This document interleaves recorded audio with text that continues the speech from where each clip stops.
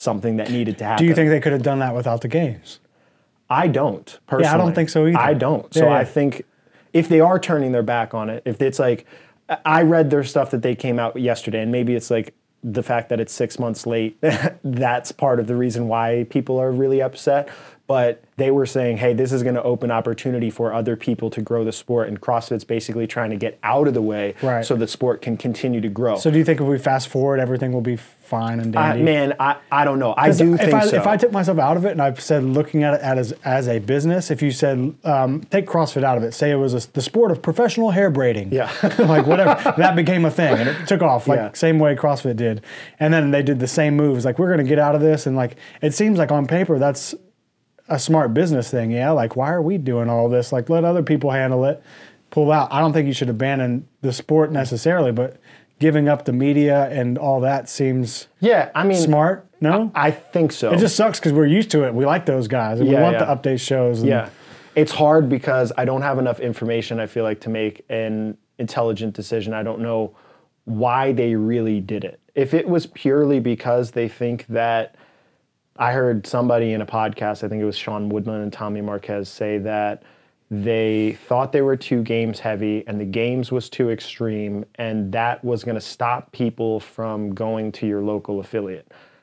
I feel like if that's the logical argument, that is wrong. I feel like almost everybody I know that originally got into CrossFit got into it because they saw somebody who was capable of doing things that were pretty extreme in a bunch of different avenues, and were like, I want to be able to do that, right? Like that was what I think built it. So I do think that given a couple years, all this probably won't really matter that much, and it'll keep growing because it feels like CrossFit maybe are trying to like go like DDP yoga on us.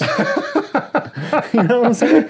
They might. Who knows? Yeah, I mean, they should team up with Diamond Dallas Page. That's the new way to go. Bang. Yeah. So you're doing the Open. I am. Why? Well, part of it, I think, was because of the change. So some of this is a long Did you do it last year? You did some of them. I did the first workout. So me and Evan had a bet for 2018 who could win the Open. And then I did the first workout and he didn't do it. So I got an automatic victory and just stopped after that.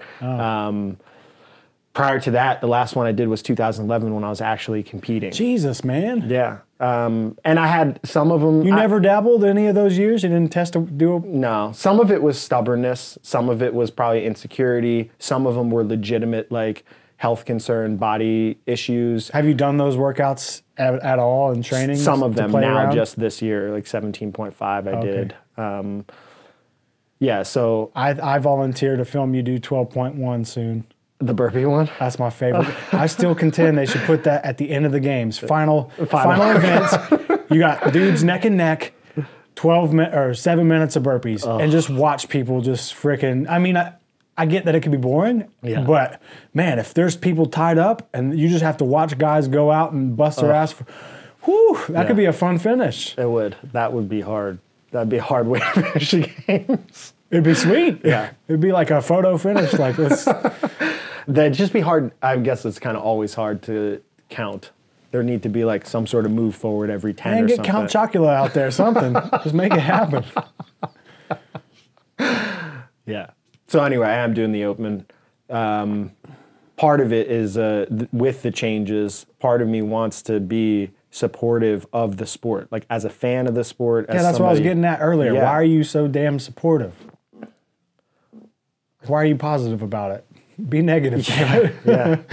I mean, look, I got negative thoughts about it. I think the way that it happened sucked. I think that the communication that went out sucked. I think the fact that there wasn't like people involved in the media of some of the sanctionals. I think the fact that the rule book came out after the first events, like all that stuff, man, like to me, that really, really, really sucks to have the professional governing body of a sport that you think is really important, like it's almost an afterthought. That sucks. However, I also realize the sport's so new, and that type of professionalism that I see in other sports that I took part in was something that probably took decades to develop. And I think there probably were periods of time in those other sports where things like this happened. The power got too centralized. then they realized they either didn't want it or they could leverage it in a different business way for themselves or whatever. And so things deconstruct. And because there's a need for it, because people want to do the sport, people want to watch the sport, people want to commentate on the sport, people are fans of the sport, people want to participate in the sport. I don't think of it like, oh, well, CrossFit's the sport. I think of it like CrossFit was the governing body and the creator of this thing, and now it's gonna evolve and change away from them because they've just decentralized the power. I think that's good. I think it's good to have it in the hands of different people and have different competitive organizations trying to have a battle as to what can make it better. Like Dubai is gonna compete in terms of prize money with Rogue Invitational, and that's gonna drive up prize money and overall prize purses to those things, and judging standards. Just competition amongst competitions is going to be fun. That's like, you go back to WWE. It was at its peak when it was WWF versus WCW, the Monday Night Wars, baby. That's when you had the best product. Yeah. So I think I perceive Gordon versus Earnhardt. Yeah. Yes. I'll learn more about that this weekend. I told Brandon I'm what is it? 2/3 of the way to being full white trash redneck. I got wrestling, I got NASCAR now, and then pretty soon I'll stop going to Target and go to Walmart. And that's it. You sold. Check all the boxes. Yeah. So I think I just make the choice to be positive about it. If I'm going to participate as an organization, then I'm going to be all in. If I get to the point where I realize, like, maybe this year, maybe it's possible that the Open is just a complete flop and they really fuck it up. And then we go to the Games, and the Games is like, you know, a third of what it was last year. There's no judging standards. It's crappy. Then the prize money drops the following year. And if that's happening, then I'm going to slowly start to try to, you know, navigate and weave my business away from that being a huge portion of what I do. But as of right now, I see it like there's a lot of hope about what could be created.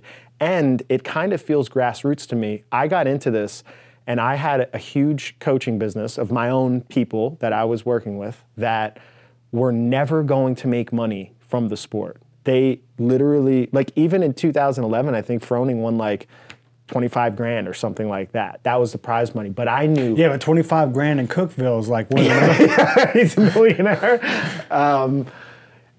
And the culture and community of those people that weren't doing it for fame, they weren't doing it for Instagram, they were doing it because they wanted to get into a group of people with other people, into a room of a group of people that were just as competitive as them, put something on the board and race to see who was faster. That was a really cool environment and culture.